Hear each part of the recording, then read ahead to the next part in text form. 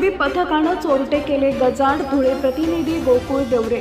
तालुक्यातील शिरडाणे येथील डीजे चोरी प्रकरणी धुळे तालुका पोलीस ठाण्यात डीजेचं 1 लाखाचं साहित्य लांबविल्याची तक्रार डीजे मालक किरण भटू कोळी वय वर्ष 24 या तरुणानं केली होती।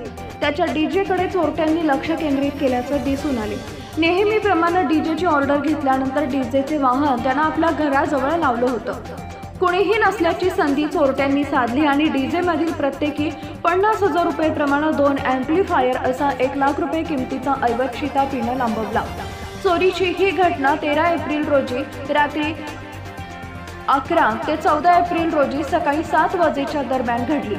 सकाळी नेहमीप्रमाणे उठल्यानंतर डीजेच्या वाहनात असलेले 2 एम्प्लिफायर किरण याला दिसून आले नाही। तपासणी केली असता कुणीतरी ते लांबवल्याचं स्पष्ट झालं। शोध घेऊनही त्यांचा काहीच उपयोग झाला नाही। या घटनेनंतर किरण कोळी यांच्या फिर्यादीवरून धुळे तालुका पोलीस ठाण्यात चोरीचा गुन्हा नोंदवण्यात आला होता।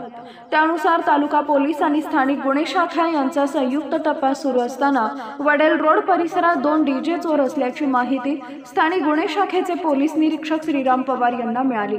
माहिती मिळताच पथकानं सापळा लावून संभाजी उर्फ समाधान रुपला ठाकरे वय वर्ष 26 राहणार रामनगर वडेल रोड धुळे आणि योगेश उर्फ सोनू पंडित कोळी वय वर्ष 24 राहणार साईबाबा मंदिराजवळ नगाव बारी धुळे या दोघांना ताब्यात घेतले। त्यांची विचारपूस केली असता त्यांनी चोरी केल्याची कबुली देत वेगवेगळ्या चोरी प्रकरणातील 2,80,000चा मुद्देमाल पोलिसांना काढून दिला।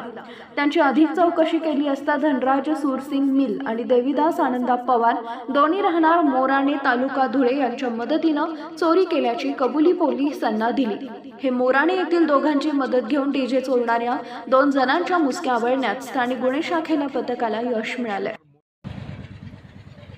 फेब्रुवारी महिन्यामध्ये 13 आणि 14 तारखेच्या दरम्यान धुळे तालुका पोलीस स्टेशन हद्दीतील शिरडाणे या गावी डीजेच्या मिक्सर आणि इतर इक्विपमेंटची चोरी झाल्याची तक्रार दाखल होती।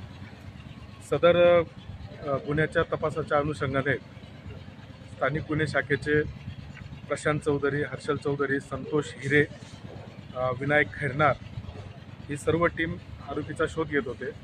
त्या दरम्यान त्यांना गोपनीय माहिती मिळाली।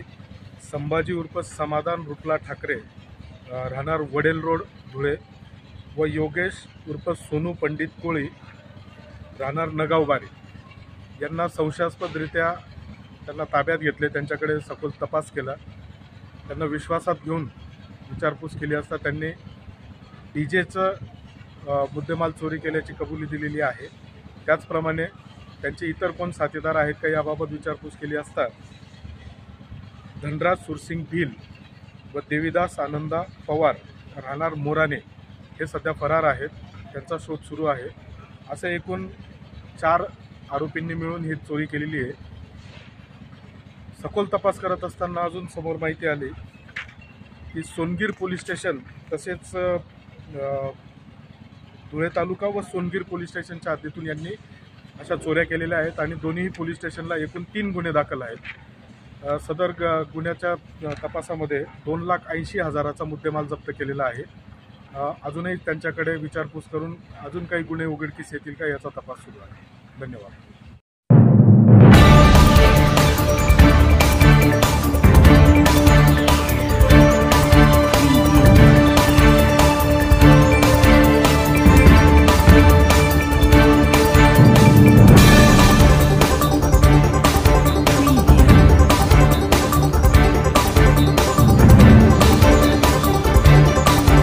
स्वस्त धान्य दुकानदाराच्या मानधनात वाढ, महेश घुगेंनी मानले शासनाचे आभार। धुळे प्रतिनिधी गोकुळ देवरे।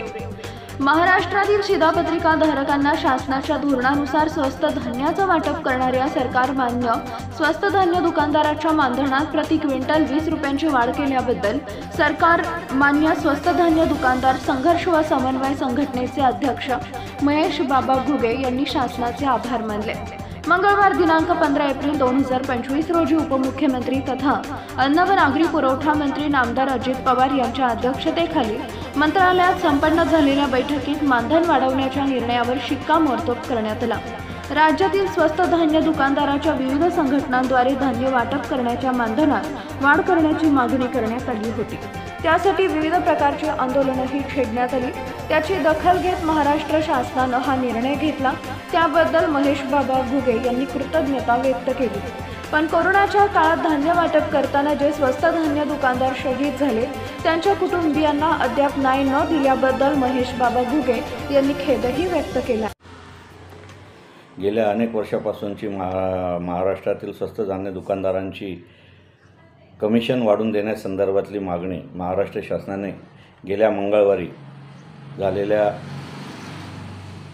पुरवठा खात्याच्या बैठकीत मान्य केली। महाराष्ट्राचे उपमुख्यमंत्री आणि नागरी अन्न व्यवहार मंत्री नामदार अजित पवार यांच्या अध्यक्षतेखाली संपन्न झालेल्या बैठकीत स्वस्त धान्य दुकानदारांना मिळणाऱ्या 150 रुपयात 20 रुपयाने वाढ करून प्रति क्विंटल 170 रुपये मानधन देण्याचा निर्णय घेण्यात आला। खरं तर स्वस्त धान्य दुकानदार हा जनता आणि शासन याच्यातला दुवा आहे। प्रत्येक संकटकाळी स्वस्त धान्य दुकानदार हा शासनाच्या मदतीला धावून येत असतो।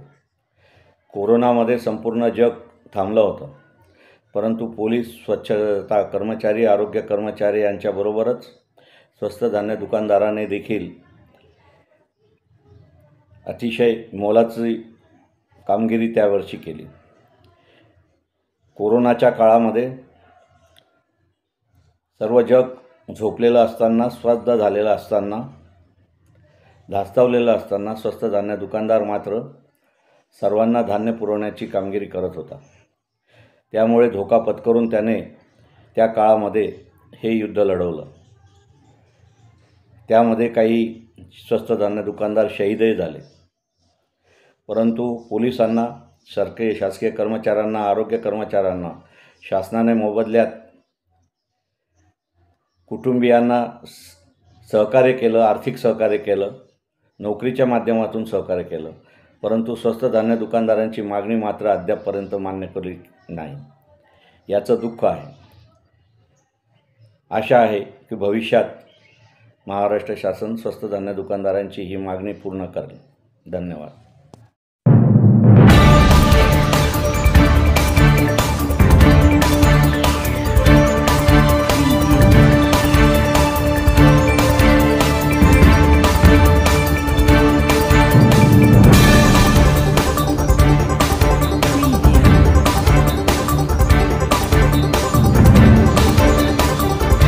हद्दवाढीतील गावांकडेही लक्ष द्या, आमदार भदानेंकडून मनपात आढावा। धुळे प्रतिनिधी गोकुळ देवरे। महानगरपालिका हद्दीतील 11 गावच्या समस्या वाढल्या, त्यामुळे नागरिकांच्या तक्रारी वाढत आहेत। तक्रार करूनही महापालिकेचे अधिकारी व कर्मचारी लक्ष देत नाहीत। नागरिकांच्या समस्या तात्काळ निकाली काढा अशा सूचना धुळे ग्रामीणचे आमदार राम भदाने यांनी आयोजित आढावा बैठकीत महानगरपालिका अधिकाऱ्यांना दिल्या। महापालिकेत समाविष्ट झालेल्या हद्दवाढ 11 गावातील नागरिकांना मूलभूत समस्यांना सामोरे जावे लागते। वेळेवर घंटागाड्या येत नाहीत, पाणी पुरवठ्याची गळती अधिक असल्याने पाणी पुरवठा वेळेत होत नाही। LED लाईट नादुरुस्त आहे। आरोग्य आवास योजनेमध्ये अनेक लाभार्थी वंचित आहेत। याविषयी नागरिकांनी आमदार भदाने यांच्याकडे तक्रार केल्या होत्या।